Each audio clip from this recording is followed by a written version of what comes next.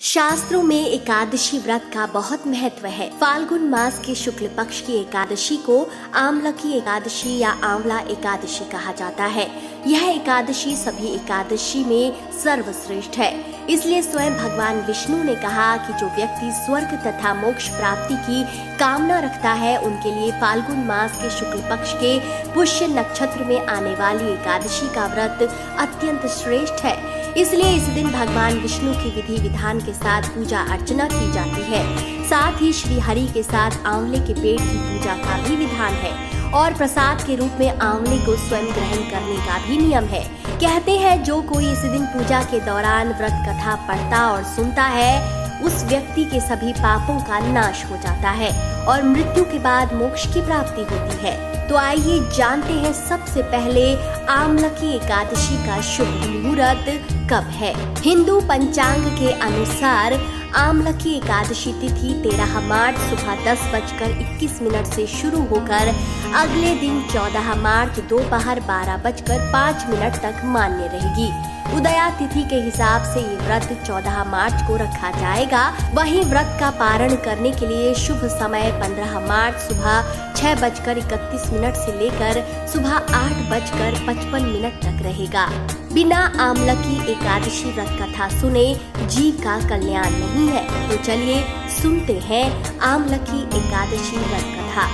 पुराणों के अनुसार भगवान विष्णु जी की नाभि से ब्रह्मा जी उत्पन्न हुए और ब्रह्मा जी ने स्वयं को जानने के लिए पर ब्रह्मा की तपस्या शुरू कर दी और उनकी इस तपस्या से प्रसन्न होकर भगवान विष्णु प्रकट हुए।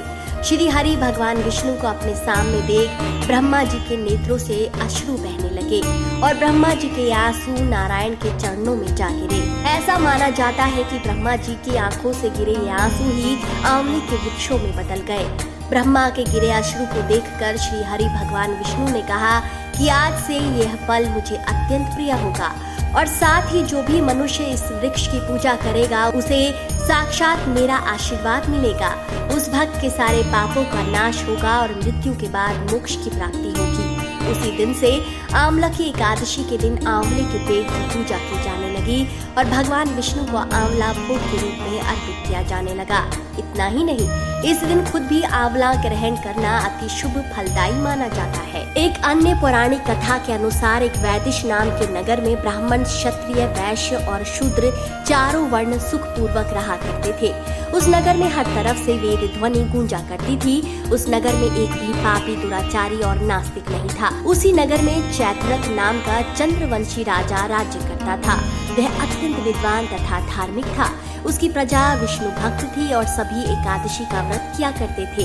एक समय फाल्गुन मास के शुक्ल पक्ष को आमलकी एकादशी आई। उस दिन राजा, प्रजा सहित सभी बाल वृद्धों ने रात भर मंदिर में जागकर जागरण किया। तभी उस रात एक बहेलिया आया जो अत्यंत पापी और दुराचारी था। वह अपने कुटुंब का पालन जीव हत्या करके किया करता था। भूख और प्यास से व्याकुल बहेलिया इस जागरण को देखने के लिए मंदिर के कोने में रुक गया और एकादशी की कथा सुनने लगा। इस प्रकार उसने भी अन्य लोगों की भांति सारी रात जागकर बिता दी। प्रातः काल होते ही सब लोग अपने घर चले गए। कुछ समय बीते ही थे कि उस बहेलिये की मृत्यु हो गई।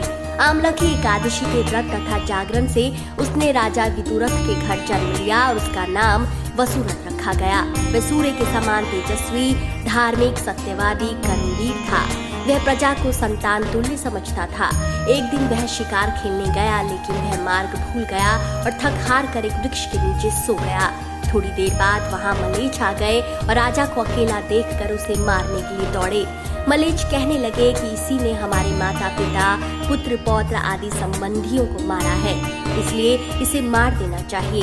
ऐसा कहकर वे राजा को मारने दौड़े। तभी राजा के शरीर से एक दिव्य स्त्री उत्पन्न हुई। वह स्त्री सुंदर थी लेकिन उस समय किसी काल के समान प्रतीत हो रही थी। उस स्त्री ने थोड़ी ही देर में सब मलेच्छों को काल के गाल में पहुंचा दिया। जब राजा सोकर उठा तो उसने मलेच्छों को मरा हुआ देखकर कहा कि इन्हें किसने मारा है। तभी आकाशवाणी हुई, हे राजा, इस संसार में विष्णु भगवान के अतिरिक्त कोई नहीं है और यह पूर्व जन्म में तेरे द्वारा सुने आमलकी एकादशी के व्रत का ही प्रभाव है जिससे तेरी रक्षा हुई। तो दोस्तों, आपको कैसी लगी ये वीडियो? अपनी राय कमेंट सेक्शन में जरूर